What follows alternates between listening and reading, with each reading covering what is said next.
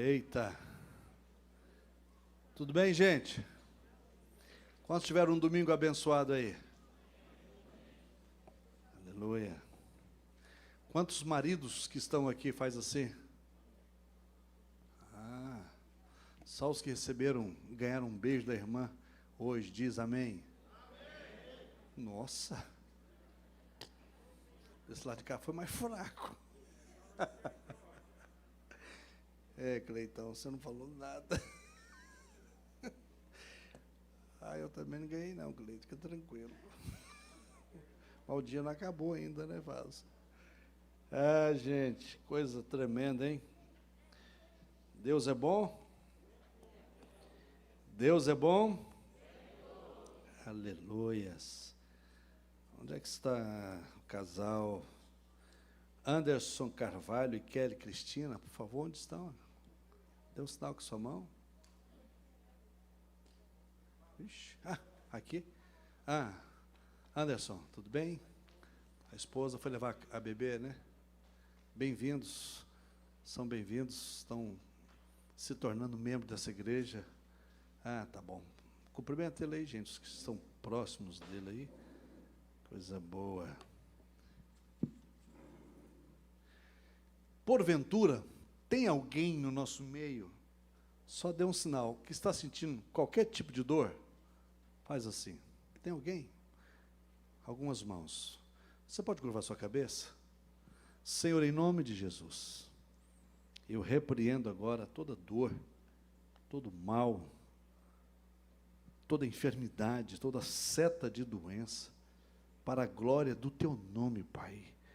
E abençoa o teu povo com a bênção da saúde, no nome de Jesus. Se ainda tem algum membro, homem dessa igreja, que não foi adicionado ao grupo dos 300, por favor, procure a mim, ou procure ali o pastor Alair, né, o pastor Hildo, que teve que ir embora, a esposa não estava muito bem, mas não há de ser nada, no nome de Jesus. Nós queremos adicionar você. Nós já realizamos 3 obras sociais aí, que foram maravilhosas. A primeira foi nós ajudar, dar um início, né, na construção de uma casa de uma viúva. A segunda foi de podermos comprar uma cadeira, né, de roda para uma menina, uma cadeira um pouco melhor, né, que ela estava precisando. Graças a Deus, a cadeira foi compra. E o terceiro foi ajudar um pastor do nosso ministério, que a sua filha foi levar a esposa dele, a mãe, no hospital, e ela passou mal, desmaiou no volante, né, e bateu o carro, e arrebentou com o carro do pai e de um outro veículo que estava parado. Então, graças a Deus, o pastor já deu sequência para arrumar o carro, e nós estamos vendo analisando mais outra frente de trabalho social. A ideia é essa, né? Podemos... Gutierrez, você está adicionado lá ou não? Tá? Tá não? Então, vou colocar hoje, Vaso. A ideia, nós podemos, esses homens, já temos mais de 170 homens, hein? Nós vamos chegar aos 300, eu quero 300 homens. E esse propósito é estarmos orando uns pelos outros, né? Estarmos cuidando um do outro em oração e podendo fazer algum trabalho social, né, dessa envergadura. Socorrer alguém que precisa, alguém que esteja necessitando. Nós estamos avaliando aí uma senhora viúva que cuida de 2 netos, certo? Que tem problemas especiais, cuja mãe dessas crianças, que é filha dessa irmã, que é usuária de drogas. Agora você imagina, toda a aposentadoria dela vai para a compra de remédios, né, dessas crianças. Nós estamos avaliando aí para nós estarmos reformando, ajudando a reformar a casa dela, que está um lixo, está uma coisa horrenda. Então, nós estamos avaliando, vamos dando olhando direitinho, detalhes, para podermos eu passar isso para os irmãos. E estarmos orando, né? Todos os dias.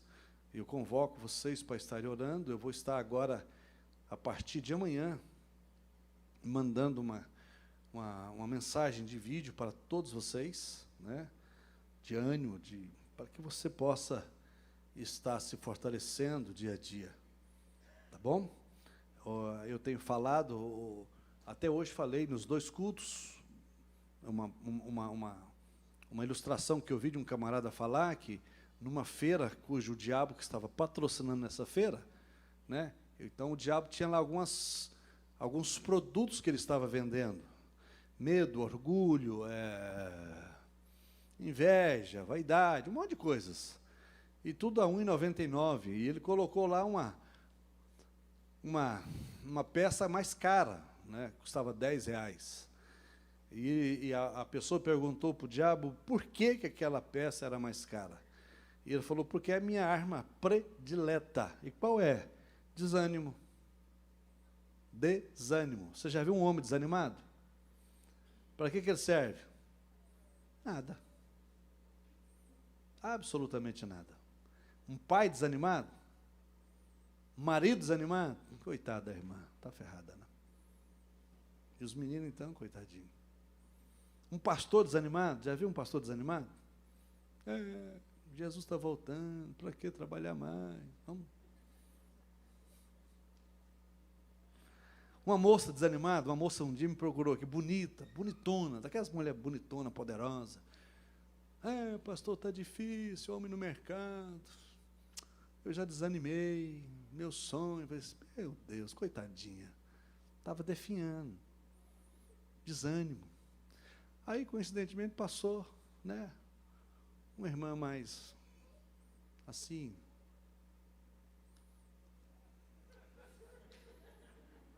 Aí eu falei, olha, casou. Acabou de casar. Minha irmã estava na alegria. Falando em língua. Deixou a bonitona com mais inveja ainda. Mais desanimada. Falei, não, minha filha, não desanima, não. Você... Então, uma pessoa desanimada é ruim. É muito. Eu já passei uns dias ruins, desanimado. Nossa. Então, já viu um empresário desanimado? Coitado. Então, anima aí. Dá uma animada aí, moçada. Vamos que vamos. Tá bom? A vitória é nossa. Pode dizer comigo? A vitória é pelo sangue de Jesus. Só as mulheres desanimadas. A vitória? As animadas também. Vamos começar de novo. Porque ficou muito forte aqui, ó, esse pedaço. Para não ficar ruim, né? Todo mundo olhando. Eu vi que todo mundo olhou para esse lado aqui. Vamos, irmãos. A vitória é nossa. Pelo sangue de Jesus. Vamos embora, homens. Comigo, bem bonito. A vitória é nossa. Pelo sangue de Jesus. Ó, para vocês verem como é que o negócio é sério. Só os rapazes solteiros. A vitória... tem cabimento? Como é que... Eu vou beber para esquecer.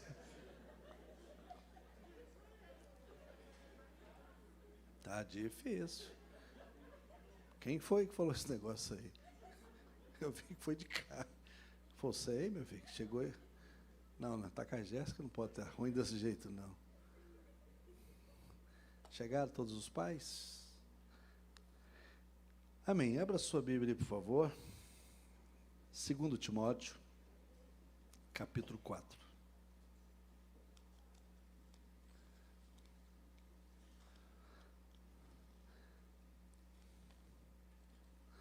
Então, rapazes, vocês estão desanimados aí? Olha, quando eu fui namorar com a minha mulher, era tenso.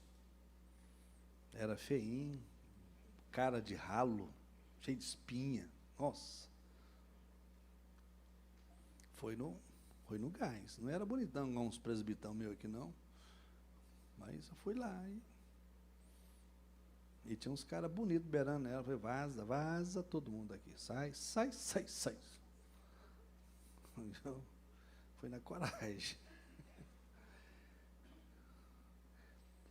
2 Timóteo, capítulo 4. Deixa aberto aí, a partir do verso 3. Não sei se você percebeu, nós colocamos esse ano, o ano da restituição. E nós dividimos sobre subtópicos, né? Cada mês, um subtópico. Janeiro foi restituição das finanças. É possível? É lógico que é possível.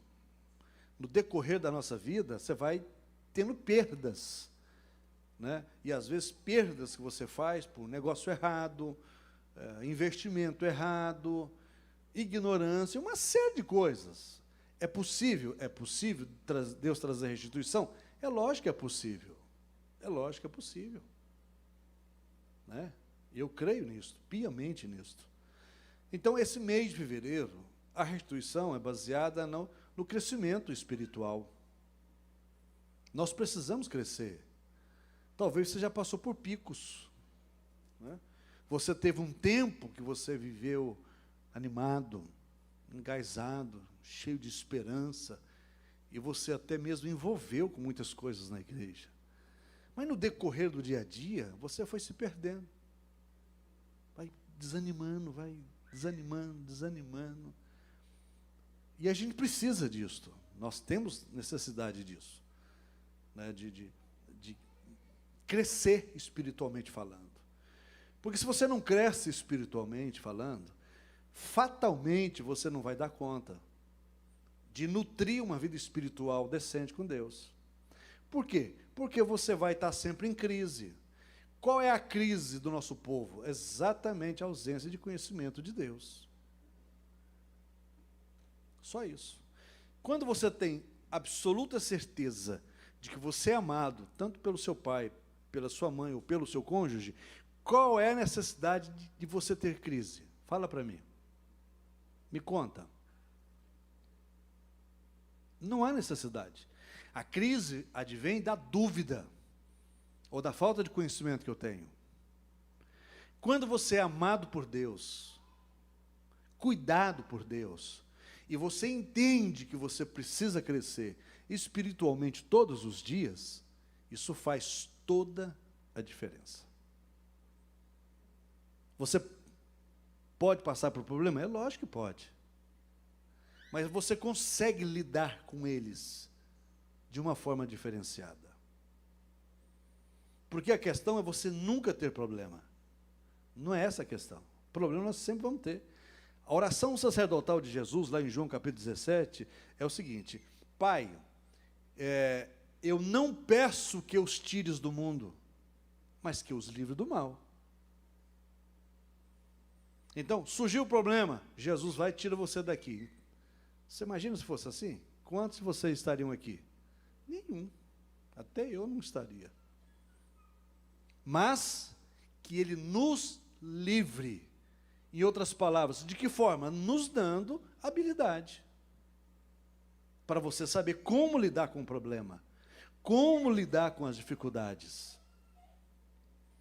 Para nós isso é fundamental. Do contrário, a sua crise é eterna. Do contrário, você vive naquela gangorra, né? A vida cristã de altos e baixos, sim, mas dessa forma, ó. Não assim, ó. Tem gente que faz assim. Então, você precisa de estar pronto para isso. E entender como é que funciona a vida espiritual. Você precisa de crescer. Não é inchar, é crescer. Não é você se tornar obeso espiritual. Não é você se tornar inchado espiritual. É você crescer espiritualmente falando. E como é que você percebe que você está crescendo? Da forma como você lida com o dia a dia. A começar de dentro da sua casa. Se você não sabe lidar com os problemas de dentro da sua casa, então é algo que está mostrando que você não está crescendo espiritualmente. Se você não sabe lidar com os problemas financeiros, com os problemas do mundo aí fora, com os problemas que surgem no seio da igreja, isso mostra o quanto você não cresceu espiritualmente falando. Porque se existe um lugar que tem problema, irmãos, não é o inferno, porque lá já é inferno, é a igreja. Tá? Simples. Se eu perguntar aqui, levanta a mão, quantos têm inveja? É lógico que ninguém vai levantar. Você vai falar que eu sou invejoso? Eu sou invejoso, sim. Se eu perguntar, quantos de vocês falam mal, gosta de falar mal dos outros? Esses problemas são oriundos de onde? Do nosso meio. Está errado? Não. Está certo? Também não. Como é que eu tenho que fazer? Melhorar. Porque Paulo diz, aquele que furtava, não furta mais. Então, o que significa o quê? Que é processo. Aquele que mentia, não mente mais. Então, a gente vai aprendendo. Aquele que fofocava, não vai fofocar mais. Porque são processos de crescimento que nós vamos passando no dia a dia. Dói? É lógico que dói, ora. Agora, só existe uma forma, irmãos, de você manter e permanecer firme nos dias difíceis. É quando você entende como é que funciona a vida cristã. Não, você não dá conta, você abala, você afunda, seu barquinho naufraga, você entra em crise, você lamenta, você chora, você afasta da igreja, fica uns anos fora, depois volta, sai de novo. Enfim, essa coisa estranha, essa coisa esquisita, esse trem que não é funcional. E você vai perdendo tempo ao longo da vida. Porque como é que Deus pode confiar em você? Como é que Deus vai confiar em menino a vida toda? Deus ama menino, irmãos. Deus ama criança, mas Deus não confia em crianças. Você confia? De pegar uma faca, pôr na mão da sua... Olha, eu tenho um netinho de 3 anos e meio. Esses dias eu abaixei para dar um beijo nele, ele fez assim, ó, mas deu um soco no meu pé do zóio aqui, como diz o outro, que eu fiquei assim um bocado de tempo. Eu gosto mais se ele tivesse com uma faca na mão. Ia fazer, ai, vovô, que coisa linda. Achou bonito. Ai, meu Deus, o que eu faço? Como é que você põe uma arma na mão de uma criança dessa? E ele fez brincando. Que nós estávamos brincando, eu estava brincando com ele. Como é que Deus vai confiar coisas extraordinárias nas suas mãos? Por exemplo, riquezas. Se tem um trem que é desafiador para crente, é riqueza, sabia? É muito desafiador. Porque, em via de regra, quando um crente enriquece, de duas, uma acontece. Ou o reino de Deus perde, ou o diabo ganha. Um dos dois. Por quê? Porque o cara acha difícil dar uma oferta de 1.000, de 100, mas acha fácil. Gastar uma fortuna. Esses dias atrás, conversava com uma pessoa dessa cidade, um jovem elegante, montado na grana, que em dezembro e janeiro o cara gastou 60 mil com prostituta. Ixi, a vida. Ai. E pronto, e está aí, arrebentando a boca do balão. Aí eu fui falar para ele, o que a Bíblia fala da prostituta e o que a Bíblia fala da adúltera. Falei, a Bíblia diz que a prostituta é cova profunda. Se você é bilionário, você vai ficar milionário. Se você é milionário, você vai ficar mais ou menos. Se você é mais ou menos, aí sim, você vai que vai na velocidade. Porque a Bíblia ensina tudo isso para nós. Como permanecer firme, fiel, como crescer em tempos difíceis. Deixa eu passar algumas coisas para vocês, que eu acredito que vai ser muito bom. Quando Paulo escreve 2 Timóteo, ele escreve no ano 67 depois de Cristo. E onde é que ele escreve essa carta? Na prisão. Ele está preso. Certo? E ele escreveu o 1 Timóteo, no ano 65, 2 anos depois, ele escreve 2 Timóteo. Esta é a última carta que Paulo escreve, pelo menos assim deixa claro a maioria dos historiadores. E ela foi escrita na época do imperador Nero. Né? E Nero tinha o propósito, na época, de impedir a expansão do crescimento da igreja cristã, que estava crescendo de forma maravilhosa em Roma. Prova disso que Paulo, uma das cartas que ele escreve, diz aos santos, né, e já em outro tempo, que estão na igreja, na casa de César. Havia muito crente. E Nero fez uma perseguição severa, dura, na vida dos cristãos. Agora, qual o propósito, qual o tema dessa carta? Perseverança inabalável na fé. Então, essa carta tem esse tema. E você vai descobrir, lendo todos os capítulos, perseverança inabalável na fé. Aí você vai descobrir por que essa carta tem esse tema. Porque Paulo já anunciava, ele já descrevia, ele já despedia da igreja e do povo. Porque ele sabia que ele ia morrer. Sabe? E as cartas dele não eram cartas de dor, de angústia. Eu vou morrer, murmurando. Não. As cartas eram de ânimo. Quando ele escreve a igreja de Filipenses, ele fala: regozijai-vos. Outra vez vos digo, regozijai-vos. Ele estava escrevendo para a igreja de Filipos e ele estava preso. Então as cartas eram encorajadora. Não eram cartas que geravam pânico, medo, nada disso. E você vai ver, nessa parte aqui, o que ele orienta o povo. E é o que eu quero, irmãos, porque todos os dias o que eu mais ouço é exatamente isso.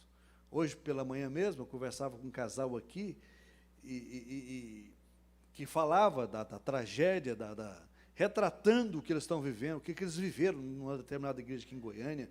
É um negócio assim assustador, é um negócio que dá até raiva, ira em você, de você ver a que nível nós estamos vivendo e tendo nessa cidade, de pastores medíocres, de pastores feiticeiros mesmo. Os caras são feiticeiros. Se você viveu numa igreja, ou vive numa igreja, que o seu pastor é feiticeiro, vou dizer para você, qual é a cara de um pastor feiticeiro? É o pastor que ameaça o membro. Se você sair, você morre. Vai perder a mulher. Vai perder os negócios. Isso é feitiçaria.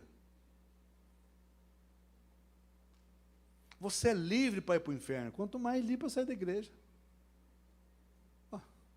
Você acha que Deus que manda o homem para o inferno? Não, Deus não fez o inferno para o homem. Deus fez o céu para o homem. Quem é que vai para o inferno, pastor? Simples, quem não quer ir para o céu.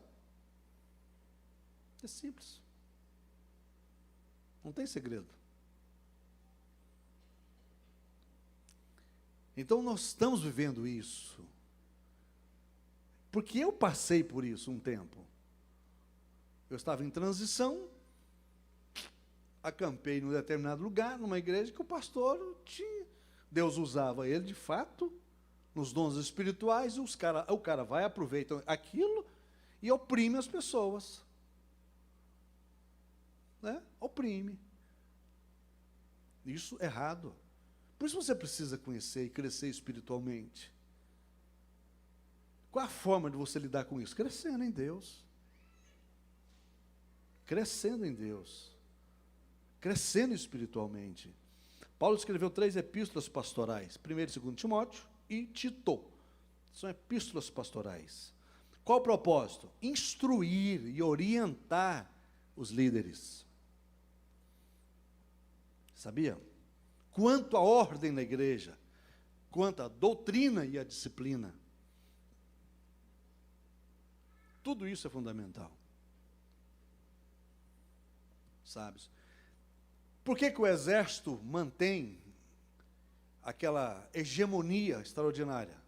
E até a polícia militar consegue fazer isso. Uma coisa chamada disciplina. Autoridade é autoridade. Existe disciplina. Sabia? Então, Paulo escreve essas 3 epístolas. São epístolas pastorais. São epístolas direcionadas para orientar os líderes da igreja, orientar o povo na igreja. Para você não sair caindo em qualquer laço do diabo. Para aí. Você tem igreja. Se você tem pastor, vá atrás. Procura informação, procura ler a Bíblia, procura ver o que está acontecendo. Ora.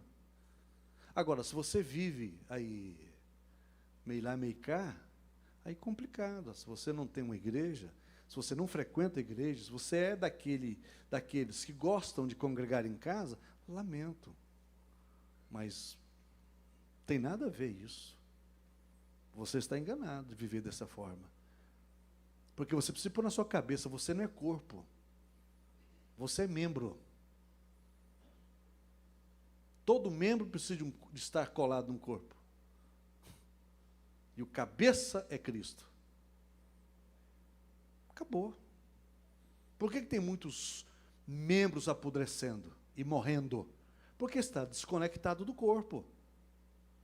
Aí é onde surge o desespero, a dor, o sofrimento, as lutas contínuas, aonde as pessoas entram em sérios problemas, infindáveis problemas, porque eles estão desconectados do corpo. Uma vez que você está desconectado do corpo, você não corre nesse membro as proteínas que advêm do sangue sobre você para te dar vida. Não pode, ora. É moda agora, congregar em casa, congregar pela internet. Ok, irmãos, a internet é um recurso extraordinário para uma necessidade. Não é regra. Porque nós temos essa necessidade. O ser humano é 100% psicossocial, psicoespiritual, psicobiológico. Nós temos necessidade de relações interpessoais, de toque. O ministério de Jesus foi feito em cima disto. Um terço do ministério de Jesus era sentado numa mesa comendo e conversando com a turma, tocando nas pessoas. Nós temos essa necessidade de sermos tocados um pelo outro. Isso faz parte. É por isso que você que é pai e não entende isso, eu tenho dó dos seus filhos, porque os nossos filhos precisam disto, de ver você, pai, tocar no seu filho, na sua filha, e dizer, eu te amo. Vem cá, trenzinho.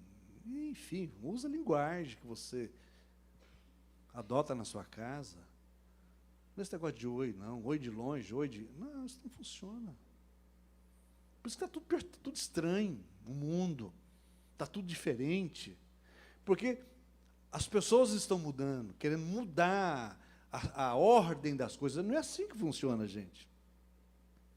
Isso aqui continua sendo Bíblia. Não mudou, não. Não mudou. É a mesma coisa. Ela responde por ela. Se você não entender isso aqui, não apegar-se a isso aqui, estamos ferrados. Sem chance alguma. Algumas coisas que podemos aprender com Paulo. Veja bem. Se você está com a sua Bíblia aberta, mantenha ela aberta aí. Olha aí no versículo 3. Pois virá o tempo em que não suportarão a sã doutrina. Nós estamos vendo isso, ora. Ou não? E eu quero estar numa igreja light, que não fala de pecado, que não fala o que eu tenho que fazer. Não, tudo tem ordem, amado. Não funciona assim. A vida tem disciplina. Você sabe por que essa meninada toda, esses adolescentes todos, esses jovens toda, essa geração hoje está a maioria perdidos? Porque eles não têm limites, ora. Não colocou senso de limites neles. Faz o que querem, como o que querem, eles dão ordem, o que tem que fazer, o que não tem que fazer. Ora. Uma pessoa sem limite, ela está perdida. Ela acha que é dona do mundo e vai se ferrar. Não é assim que funciona. Não é assim. Eu fui criado num sistema mais castrador, mas glória a Deus por ele, porque eu sabia como é que funcionava. Minha mãe estava conversando com um adulto, eu chegava, eu sabia se podia aproximar ou não. Até no olhar dela, eu sabia se eu ia apanhar depois ou não. Ai, estou ferrado, vou apanhar. Hoje não escapo. Aí orar, pedir misericórdia, para ela bater pouco. Hoje você senta, está conversando com um adulto, o menino chega, mãe, e vira aquele inferno, irmão. E o pai fala 300 vezes, o menino nem tchum. Os tempos mudaram? Mudaram. Mas a palavra mudou? Não mudou.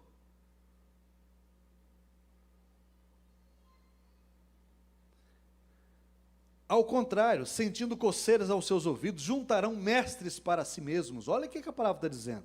Olha o que Paulo está falando no ano 67. Que as pessoas não quererão e não desejarão de ouvir a sã doutrina, em outras palavras, a palavra pura. E o que elas farão? Elas juntarão, elas desejarão buscar mestres para si. Para quê? Para falar o que elas querem ouvir, e não o que elas precisam ouvir.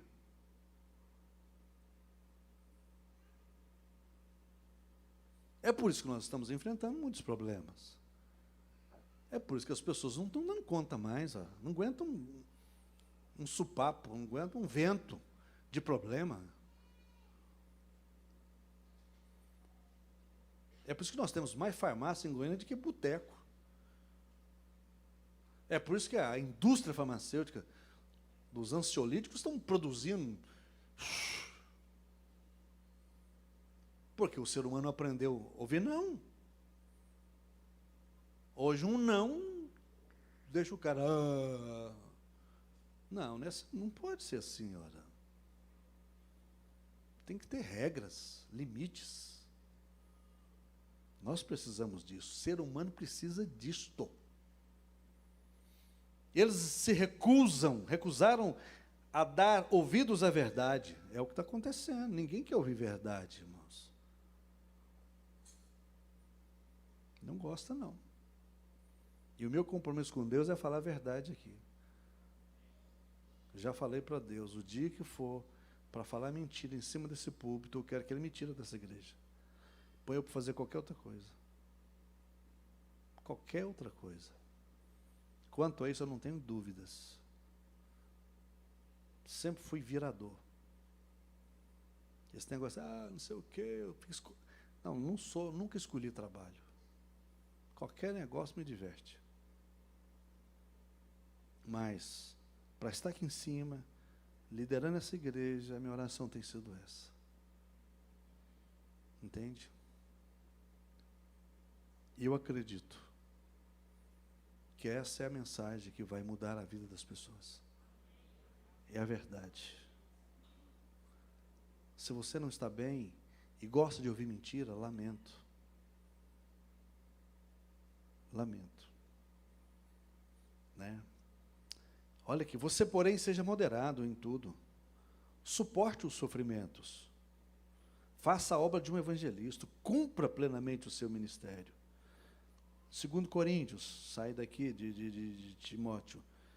Olha o que Paulo fala, olha o que ele descreve a vida dele, que coisa louca. 5 vezes recebi dos judeus 39 açoites, 3 vezes fui golpeado com varas, 1 vez apedrejado, 3 vezes sofri naufrágio, passei uma noite, um dia exposto a fúria do mar, estive continuamente viajando de uma parte a outra, enfrentei perigo nos rios, perigos de assaltantes, perigos dos meus compatriotas, perigo dos gentios, perigo na cidade, perigo no deserto, perigos no mar, perigos dos falsos irmãos. Trabalhei arduamente, muitas vezes fiquei sem dormir, passei fome, sede, muitas vezes fiquei de jejum, suportei frio, nudez.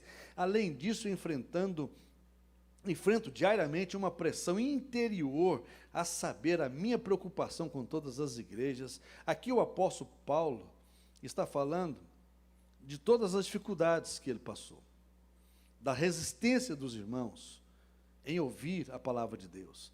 E no versículo 26, ele deixa um negócio muito interessante. Ele fala: passei muitos problemas com os falsos irmãos. Agora você imagina, o que nós estamos vendo hoje? Qualquer coisa, Heber, as pessoas saem da igreja. Eu fico impressionado, irmão. Surge um probleminha ali, um problema acolá, uma música que o cara não gostou, um negocinho acolá, um desagrado ali, o cara sai, vai embora, vai embora. Olha o que esse cara passou.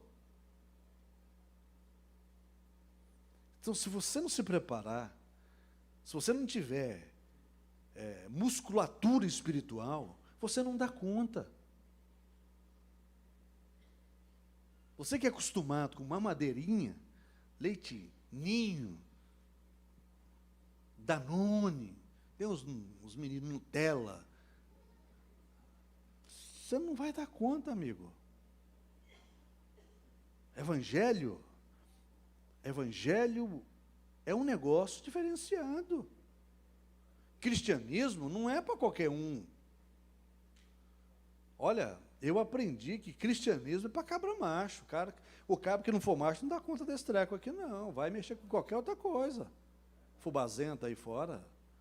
Porque o cristianismo leva você a moldar o seu caráter, a tomar a postura de homem de verdade. Poxa, o que mentia, não mente mais. Para quê? Viver em mentira. Para quê? Viver enganando os outros. Para que ficar aí, funicando? Evangelho leva você a esse desafio, a suportar as afrontas do dia a dia. Isso sim é evangelho. Isso é cristianismo. É você ter razão e não fazer as coisas. É você ter razão de vingar-se, é você ter razão de contrariar, de fazer um monte de coisa, e você não usar a sua razão, você usar a sua moral. É você olhar para o evangelho e dizer: epa, para aí. Não dá para fazer, ora. Não dá. O evangelho é diferente. O evangelho te impacta com amor divino, com amor ágape no seu coração. O amor ágape é o amor que perdoa, que doa. É o amor que entre eu e ele. Se algum de nós tiver que perder, eu decido perder. E não passar a perna nele. Mesmo que eu tenha razão, deixa. Você vai ver essas coisas nos relacionamentos, nos negócios que as pessoas fazem. É cada uma querendo engolir a outra. E é crente: não, vou fazer um descontinho para você, mas mata o desgraçado do outro irmão.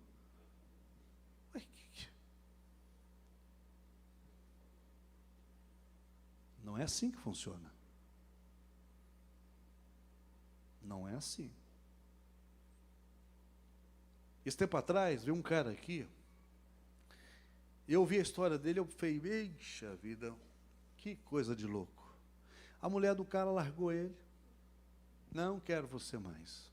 Não, cansei. E quando a mulher faz isso, misericórdia. Aí os caras batem tudo aqui. Chora, aleluia. Pastor, onde eu errei? Não, você não errou, varão. Vigia. Beleza. Ele tem uma filha com ela. E o cara é ajeitado. Não quer? Não quer. Beleza. Aí ele foi e disse que cuidou dela nos mínimos detalhes. abençoou a vida dela, já são 20 anos de casados, cuidou dela, partiu os bens, deu, cuida dela, às vezes leva ali, busca ali. Eu falei, cara, como é que você consegue fazer isso? Ele falou, pastor, o amor que eu tenho por ela independe dela estar comigo ou não.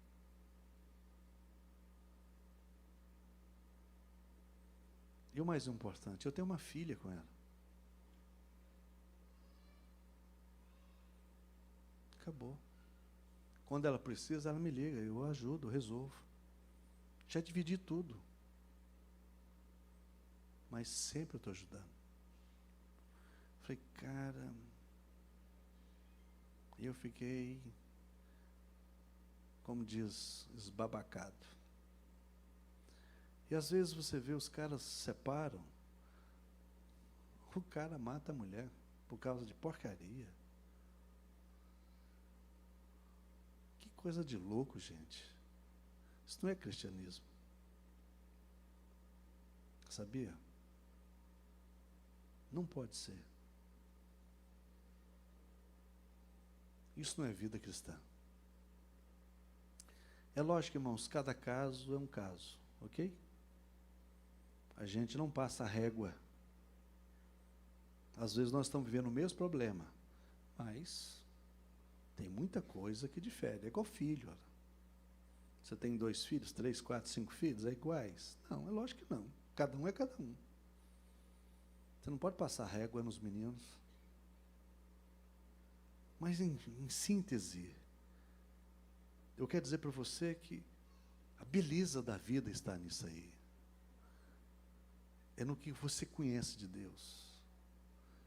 É no que você é capaz de doar por amor a Deus. Porque, em via de regra, a gente quer sugar, a gente quer tomar, a gente quer prejudicar as pessoas. Não é assim que funciona. Isso não é cristianismo. Nunca foi. Nunca foi. Sabe? Olha, Paulo fala no versículo 6, olha o que esse cara diz. Eu já estou sendo derramado como oferta de bebida. Está próximo o tempo da minha partida.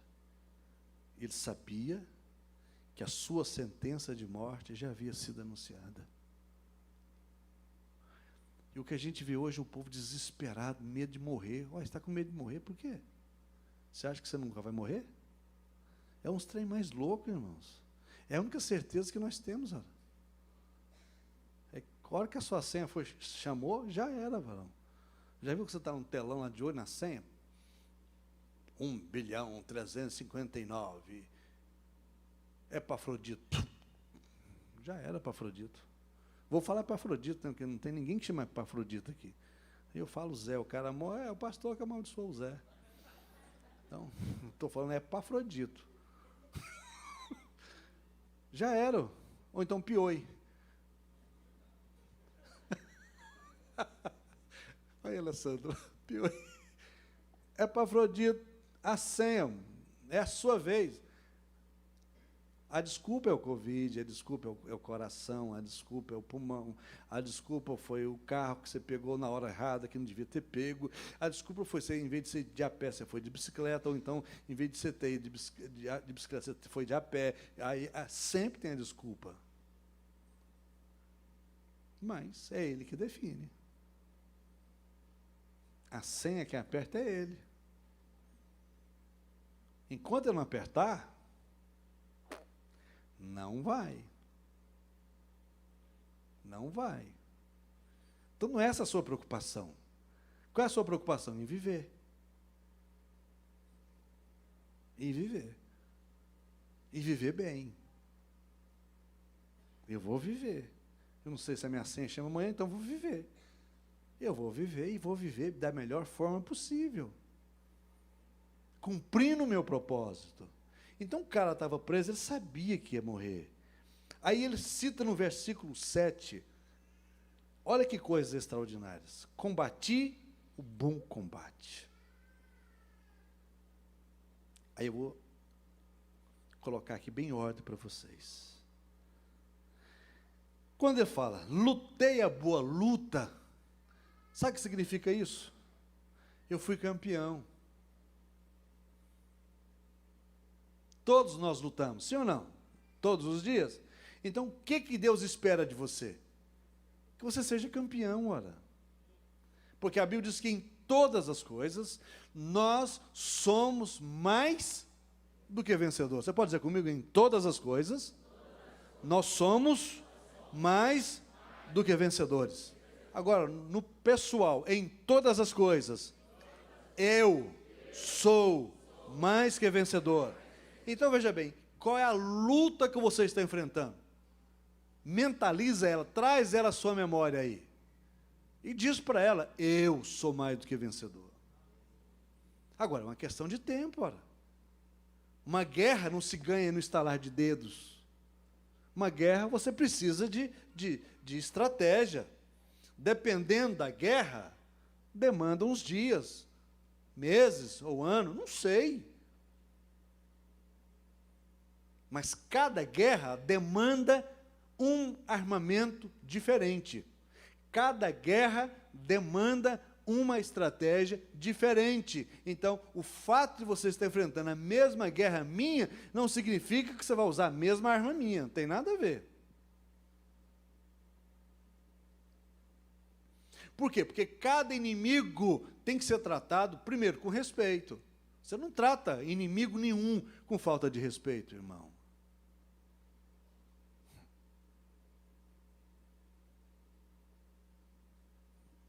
O grande arcanjo Miguel, o todo-poderoso do céu, quando ele refere-se a Satanás, ele diz, o Senhor te repreenda. Você pode dizer, aleluias?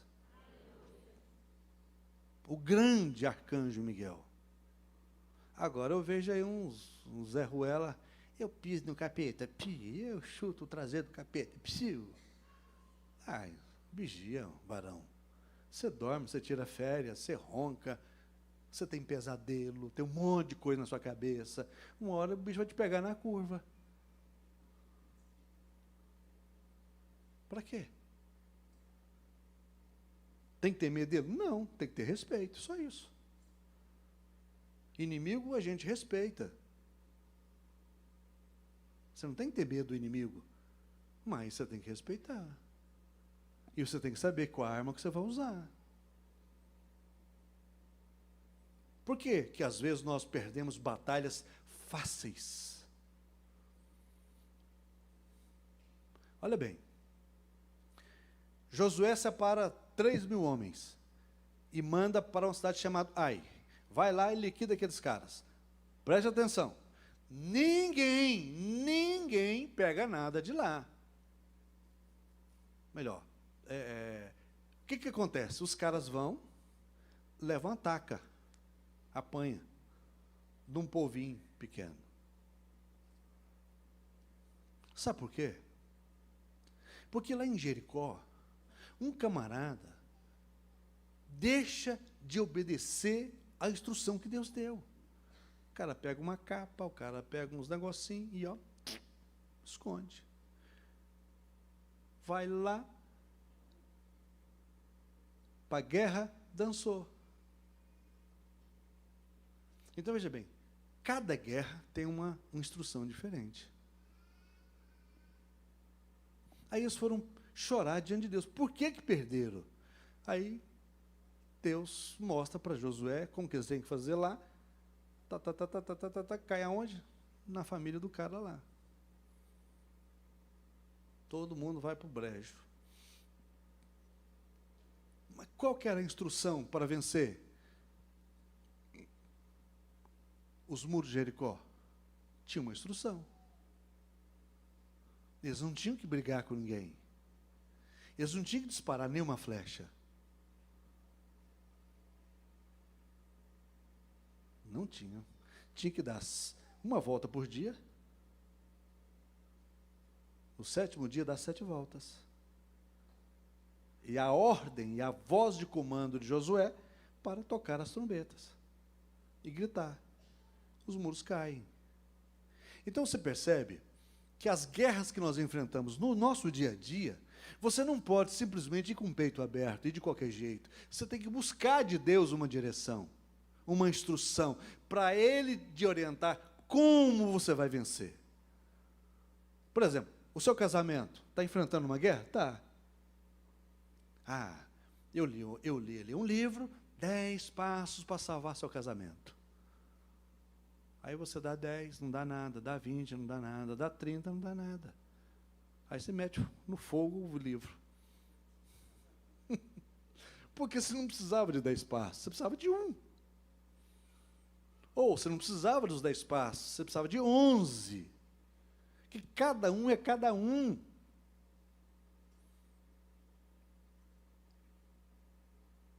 Como resolver isso? Simples. Vai para os pés do Senhor. Ora. Combati o bom combate, lutei a boa luta, e o quê? Você pode dizer comigo? Fui campeão. Outra coisa que ele põe aqui, no versículo 7, acabei a carreira. Não é acabei na carreira. Você entendeu, cabeludo? Não é acabei na carreira. Acabei a carreira. O que significa?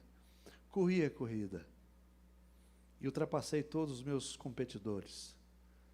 E ganhei o prêmio. Você pode dizer comigo? Corri a corrida. Ultrapassei todos os meus competidores. E ganhei o prêmio. Aleluias. Aleluias. É o que ele estava dizendo aqui. Acabei a carreira. Ganhei o prêmio, ora. Tinha muitos competidores. Consegui. Aí ele termina esse versículo 7 dizendo o quê? Guardei a fé. Você pode dizer comigo, todos? Guardei a fé. O que significa isso? Simples. Segui de forma íntegra o meu caminho, que me foi proposto, sem me desviar 1 centímetro sequer. E levei o prêmio honestamente. O que significa guardar a fé? Seguir. Você precisa seguir de forma íntegra o caminho pelo qual Deus colocou você. Integridade. Sem desviar 1 centímetro. Nem para a direita, nem para a esquerda. Você ganhou o prêmio de forma honesta. Pronto. Esse versículo 7, ele encerra dizendo exatamente isso aqui. Sabe? Exatamente. Você precisa de entender essas coisas. E eu vou dar uma geralzona aqui para encerrar em 2 minutos, 3 minutos. A partir do verso 4, a partir do verso 10, olha o que esse cara fala. Preste bem atenção, vou ler e vou ser rápido. Ele fala assim, pois Demas, amando este tempo, abandonou-me e foi para a Tessalônica. Crescente foi para a Galáxia. Tito foi para a Dalmácia. Ao superar aqueles que te abandonam, grava isso aqui, ao superar aqueles que te abandonam, nos momentos mais difíceis da vida, você se protege. De quê? Da amargura. Porque no decorrer da vida, pessoas vão abandonando a gente. Sabia disso? É um projeto que você tem, é um negócio que você tem, pessoas vão deixando você. Sabe? E você não pode permitir. Você tem que guardar seu coração, para que o seu coração não encha de amargura, porque senão você adoece. No verso 11, olha o que ele diz. Só Lucas está comigo. Traga Marcos com você, porque ele me foi útil para o ministério. Agora, olha isso aqui. Ao abraçar, encorajar aqueles que foram restaurados depois de uma falha, você se protege de quê? Do orgulho. Quem era João Marcos? João Marcos foi o pivô de uma briga de Paulo com Silas, não, Paulo e Barnabé. Ele foi o pivô, porque João Marcos era primo de Barnabé. E ele foi o pivô. Paulo era inseparável de Barnabé. Pronto, João Marcos e Barnabé vai para um rumo distante. Agora, lá na frente, João Marcos está sendo o quê? Útil. A quem? A Paulo. Verso 14. Alexandre o ferreiro causou-me muitos males. O Senhor lhe dará a retribuição pelo que ele fez. Agora, ouça isso aqui. Isso é para aqueles que já foram machucados no decorrer da vida. Você que foi ferido, você que foi machucado, humilhado, essas coisas todas. Certo? O Senhor lhe dará, ele está dizendo, o Senhor lhe dará a retribuição pelo que fez. Agora, se você protege contra aqueles que te ferem, você se protege, sabe de quê? Da desilusão e da decepção. Pessoas no decorrer da vida vai ferindo a gente, vai machucando a gente. Você prepara a pessoa, o cara te trai. Você prepara, ajuda, o cara vai te trair, te ferra e te prejudica. Só que você tem que guardar seu coração, porque tudo se faz parte da vida. Então, deixa eu encerrar dizendo para vocês, isto é cristianismo. Fora isso, é balela. É conversa mole, é conversa fiada. Você pode fazer o que quer, viver do jeito que quer, uma vez salvo, salvo para sempre. Aí você vira a boca, aí faz, vende de qualquer jeito. Não. Cristianismo tem cruz, ok? Grava isso. A lei não tem graça. Mas a graça tem lei. Você não faz o que quer. Mesmo porque, o que a graça te mostra? Um favor tão extraordinário que não tem como, gente. Não tem como você ferir Deus. Você não peca e não faz as coisas erradas porque você tem medo de ir para o inferno. Isso aí não tem que sair da sua cabeça. Você não faz as coisas erradas porque você está com medo de perder o seu emprego, medo do pastor descobrir, medo do seu cônjuge descobrir. Não, nada disso. A gente não faz porque a gente ama Deus. E o amor que nós temos por Ele é algo tão extraordinário que nos constrange. Que nos constrange. Não dá para você ficar aí ferindo Deus. Não tem jeito, não tem como. Sabe, é impossível.